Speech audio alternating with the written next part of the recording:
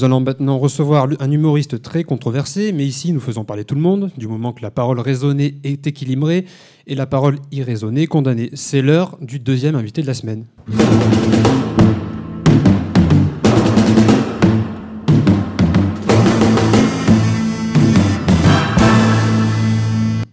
En 2014, le Figaro dit de lui qu'il a peut-être été le meilleur des humoristes français, tandis que l'Express écrivait un des meilleurs comiques de sa génération avant de basculer dans une autre dimension.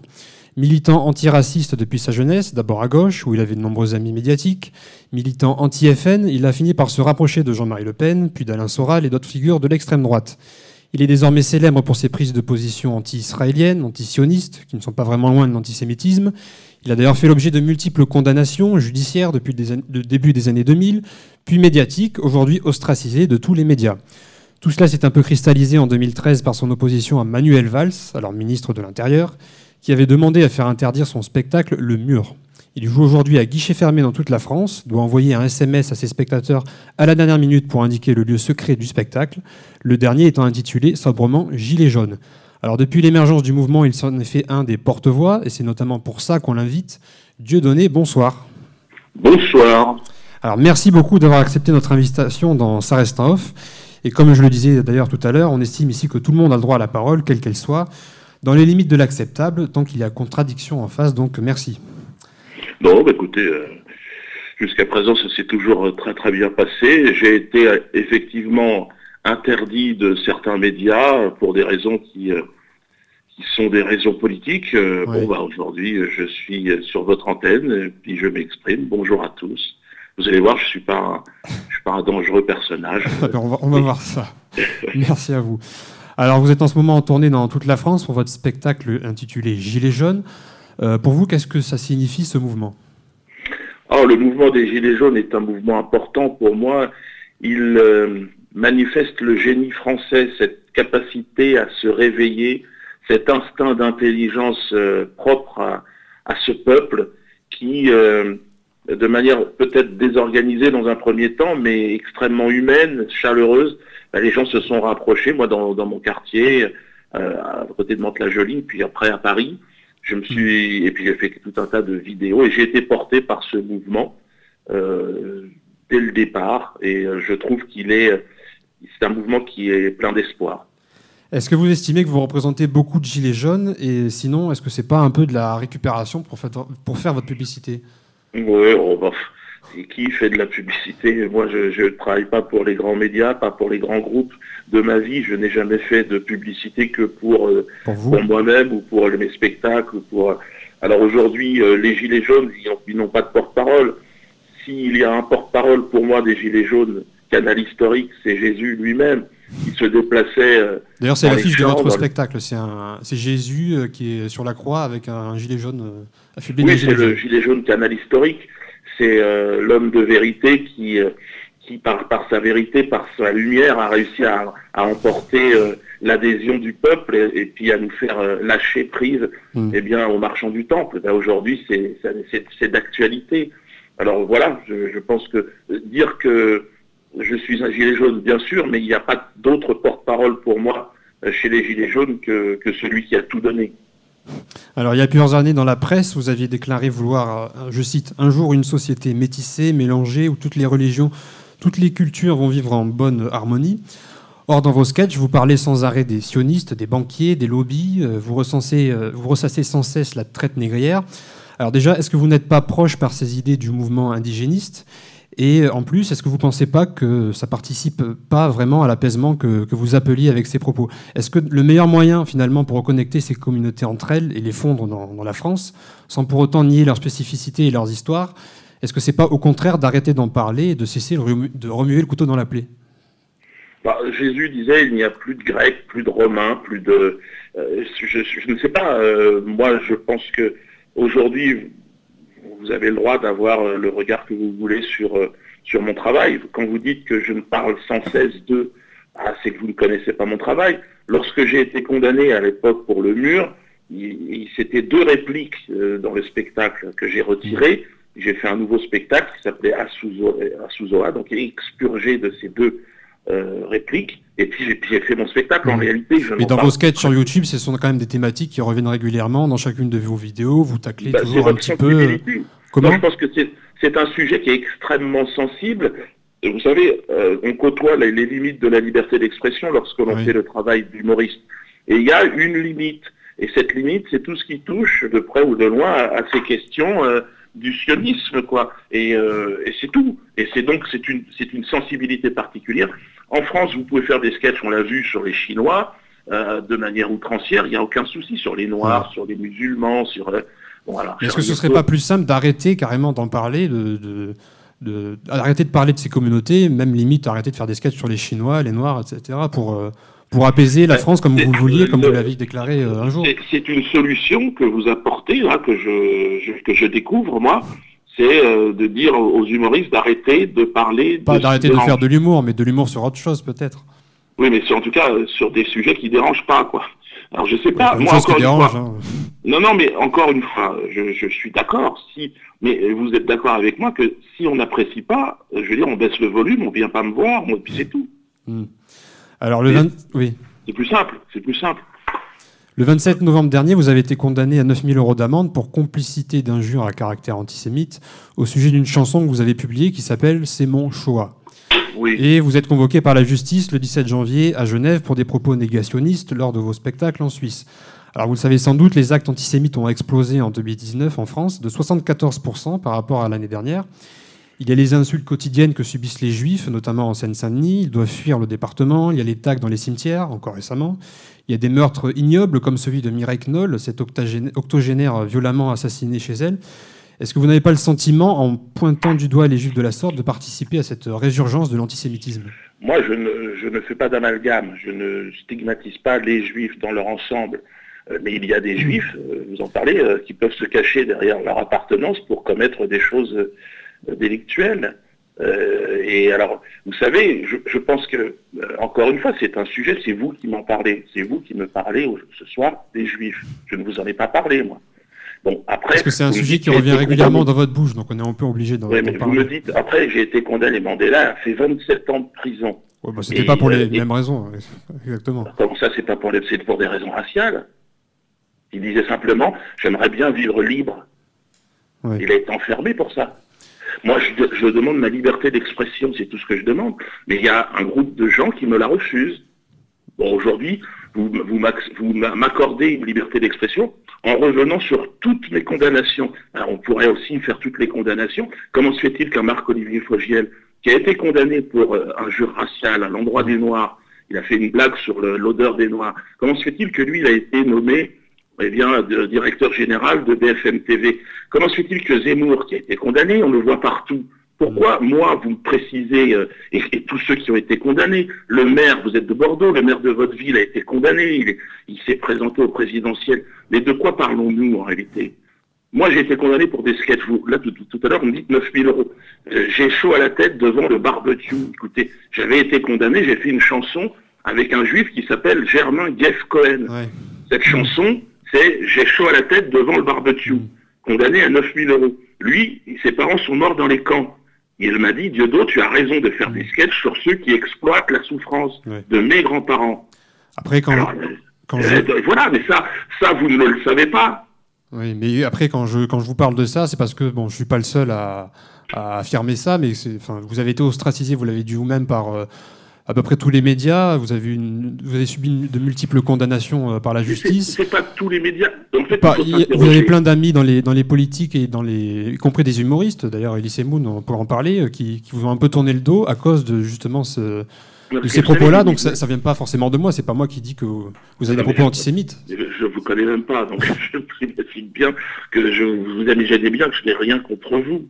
Rien du tout.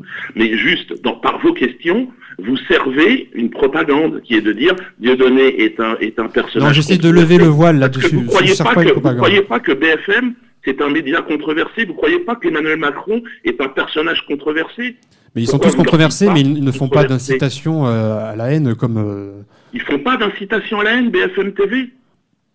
Pas sur des critères raciaux comme vous l'avez dit. Évidemment que oui, ils ont une ligne éditoriale et ils tapent systématiquement sur les mêmes personnes. C'est-à-dire lesquelles de personnes? Allez voir les Gilets jaunes et demandez-leur si BFM TV ne leur tape pas dessus. BFM TV est un média de propagande de la banque et de l'État. Mais là, on part un peu on s'éloigne un peu de notre sujet. Stéphane, qui est avec nous dans le studio, et c'est un chroniqueur et un gilet jaune. Donc, Dieudo, il a forcément des choses à vous dire. Ouais, Dieudo, Oui. Dieudo, merci. Merci de nous montrer que la France est crispée, elle est étriquée, et elle ne respecte pas la liberté de parole. Ouais, moi, je suis pas forcément toujours d'accord avec ce que vous dites, mais en attendant, moi, je vais défendre becs et ongles votre droit à vous exprimer, parce que c'est pour ça qu'on vous a invité. Moi, ce que j'aime, voilà, c'est les gens qui ont les couilles de dire tout haut ce que tout le monde pense tout bas. Et voilà, donc moi je regarde vos spectacles, je regarde vos vidéos. Dans la limite du raisonnable. Dans la limite du raisonnable, très bien, mais ok, voilà, bon, je veux dire, je suis tout à fait mais d'accord. Encore une fois, c'est-à-dire l'humoriste, son rôle, c'est d'aller sur des zones où d'autres ne vont pas. Depuis le bouffon du roi, si vous voulez, c'était le seul qui avait le droit de critiquer, de dire de certaines choses. Coluche l'avait fait très bien, il s'était fait tirer un petit peu dessus à un moment donné, et puis avec l'avènement d'Internet, le niveau d'expression a baissé, et ce qui fait qu'on ne peut absolument plus rien dire. Moi, je n'ai jamais incité à la haine envers qui que ce soit. Je me suis amusé de la compétition victimaire, de la hiérarchisation des souffrances. Il faut être malhonnête pour pas voir en France qu'il y a une souffrance qui est défendue et les autres, c'est de la merde. Il faut être malhonnête. Moi, je suis descendant d'esclaves. Je rigole. J'ai pas envie de culpabiliser qui que ce soit, aucun blanc sur la souffrance des Noirs. Je sais bien que les blancs sont pas responsables. C'est toujours les mêmes. C'est la banque, c'est l'argent. Évidemment, le peuple de France, des forêts, des champs, lui, il s'est battu pour survivre comme on l'a fait en Afrique. Donc je n'ai absolument aucun problème d'ordre racial, ethnique ou religieuse. Mais par contre, je mets le doigt là où ça fait mal, sur ceux qui ont vraiment la puissance. Et ceux qui ont la puissance, ils ont les médias. Parce qu'aujourd'hui, les médias appartiennent aux banques. C'est comme ça.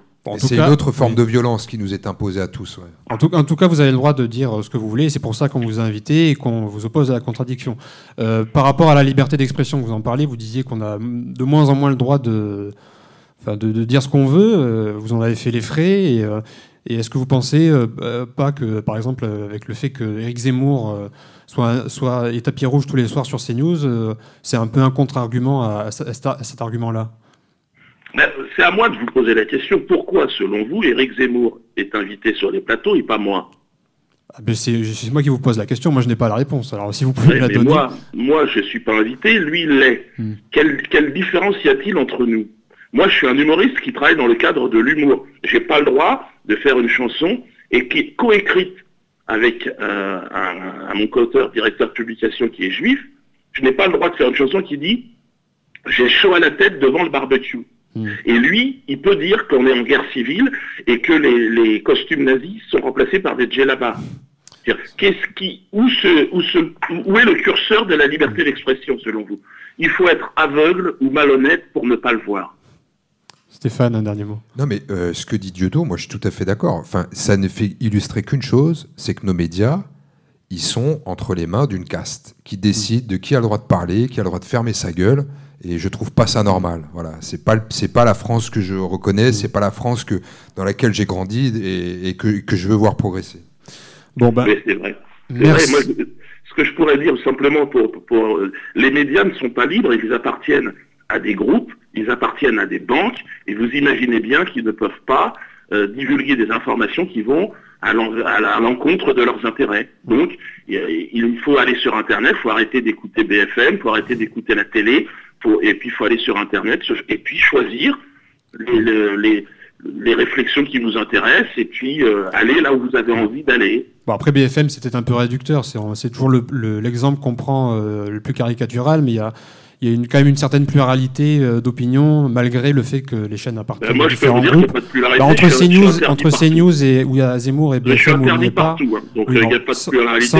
Ils appartiennent tous à peu près. Indépendamment de votre cas, je veux dire que les opinions qui sont exprimées sur les différentes chaînes d'infos, par exemple LCI, CNews, c'est plutôt assez à droite. BFM, ça l'est pas. bon, il y a quand même une certaine liberté d'expression, même si certaines personnes dont vous faites partie sont ostracisées, on ne peut pas dire que ce soit une généralité non plus. Non, mais si vous croyez, vous, que les médias sont objectifs, c'est une non, croyance. Mais j'ai pas dit ça, mais je dis qu'ils sont forcément subjectifs, mais il y a plusieurs subjectivités qui se côtoient. Peut-être. C'est ça. Et en fait, ils font ce qu'on leur demande de faire, puisqu'ils travaillent, ils ont des bulletins de salaire qui leur sont délivrés par des gens, et les propriétaires de ces entreprises, ils veulent pas qu'ils disent autre chose que ce qu'ils ont envie d'entendre, ce qui est normal. Ouais. Mais sur Internet, c'est différent. Et sur Internet, les gens disent ce qu'ils veulent.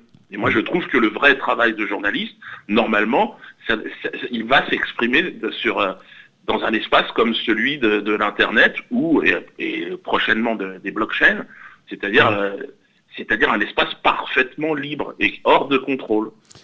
Bon, merci beaucoup Dieudonné d'avoir répondu à notre invitation. Bon, merci d'être avec nous, Dieudonné. Merci de nous soutenir. Merci, et puis bon courage, et j'espère que je vous ai pas créé de problème avec les propriétaires de cette... On espère aussi qu'on n'aura pas de problème, mais en tout cas, on l'a fait en parfaite connaissance. Voilà. Bon, merci beaucoup de nous avoir répondu. Et à bientôt, vous êtes à Bordeaux, je crois que je serai le 12 janvier à Bordeaux, le 12 janvier prochain. Voilà, peut-être que nos éditeurs iront vous voir. Bon, allez. Merci, bonne soirée. Au revoir. Bon, alors vos réactions, Thomas, tu t'es pas trop exprimé, t'as pas voulu trop t'associer à ce personnage. Moi je préférais juste écouter d'abord. Enfin, la question qui m'intéressait le plus que tu as posée, c'était de savoir, quand tu as demandé pourquoi Zemmour est invité lui et pas lui, j'attendais la réponse. Oui, parce que il a retourné la question. Stéphane. Ouais. Moi, toi, tu l'aimes bien, mais on dirait que tu as un peu des œillères sur les questions. Non, mais en fait, j'ai voulu prendre sa défense parce que c'est vrai que là, je lui ai rentré dedans. J'ai senti que tu lui es rentré dedans. Bon, voilà, moi, j'ai plutôt tendance à aller défendre le faible, en l'occurrence. Et donc, c'est vrai que Par exemple. Je suis contre toute stigmatisation liée à la religion ou quoi que ce soit. Enfin, c'est des débats éculés, ça n'a rien à voir. Mais je trouve que, voilà, c'est triste qu'on puisse plus dire. Moi, je regrette l'époque de Coluche, où on pouvait dire les choses, on pouvait rigoler de tout, on pouvait parler de tout, et puis on pouvait avoir, je dirais, la distance par rapport à des sujets Après, je vais faire le chiant, contradicteur là-dessus. Après, c'est une des raisons aussi pour lesquelles j'ai pas trop voulu parler, mais le truc, je suis d'accord avec toi, genre la liberté d'expression, et je pense que tous autour de cette table-là, et c'est le concept de l'émission, on est tous pour le fait de pouvoir librement s'exprimer.